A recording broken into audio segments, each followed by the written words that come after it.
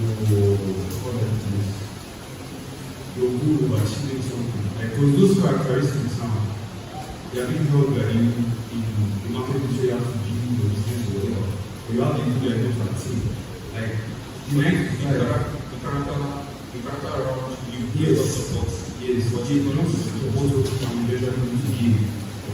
So, how do you manage that? Okay, alright. So if I understand that question properly, character-wise, right?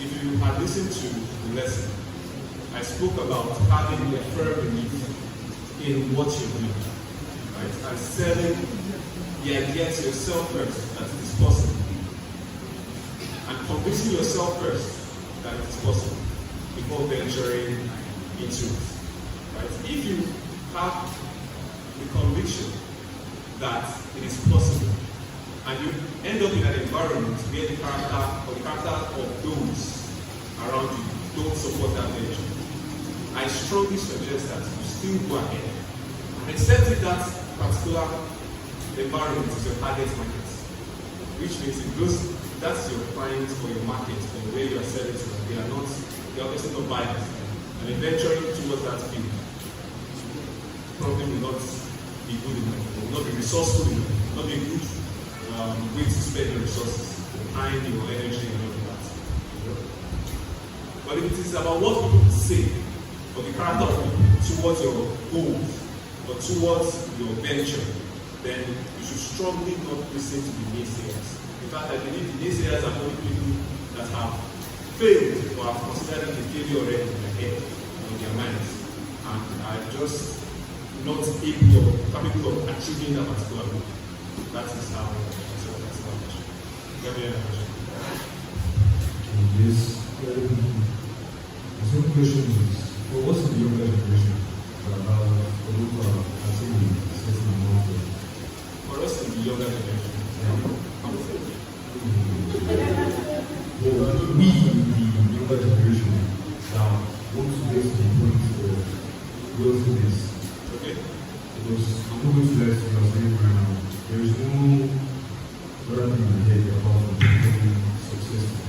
So also giving people like you, like the younger generation, about saying a certain amount of wealth. And we want to be like you in regards to the world. We want to be rich and good. And that's our goal, to be rich, to be wealthy, to be successful. That's what we use to fuel our. Do you think that's in books? That's just being able to what to reach, what to reach. That itself is a very bad mindset, because if you listen to what we said, we spoke about the love of money. Right? The love of money is what? The root of all evil. If your sole purpose is money, you will eventually venture into it. But you might not venture into there with the right ambition. Or it is going to be easy for the devil to sow the seed in you, because you are desperately looking for money. Right? And even when you start acquiring that resource, even when you start acquiring that, making those researches, acquiring one or two things and learning, and you are capable of venturing into there. You might not venture into tech. You might not venture into tech in the Christian, you might venture into tech and do, I don't know if you met the class earlier, you might venture into tech and go into cyberpunk. It's also a tech-related venture, but it's not meant for you. You might venture into tech and go into Nigeria. It's a tech-related venture, but it's not for you. It's Christian.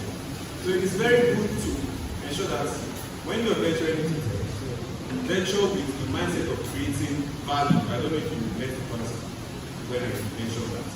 Have a value-driven mindset. Create value. The profit is going to come eventually. Right? And it's only going to be as a result. In the grand scheme of what, how, why. When you are asking yourself why, don't let your why be money. Or is it your growth is superficial? And as soon as that money stops, it puts a huge question mark on the purpose of your venture. That is the business. Thank you. Very quickly, go forward. I'd like to add more words to what he said. It's not like money is a bad thing. But there are certain problems that come with having money as the goal. Number one, it makes you not wait for the long run.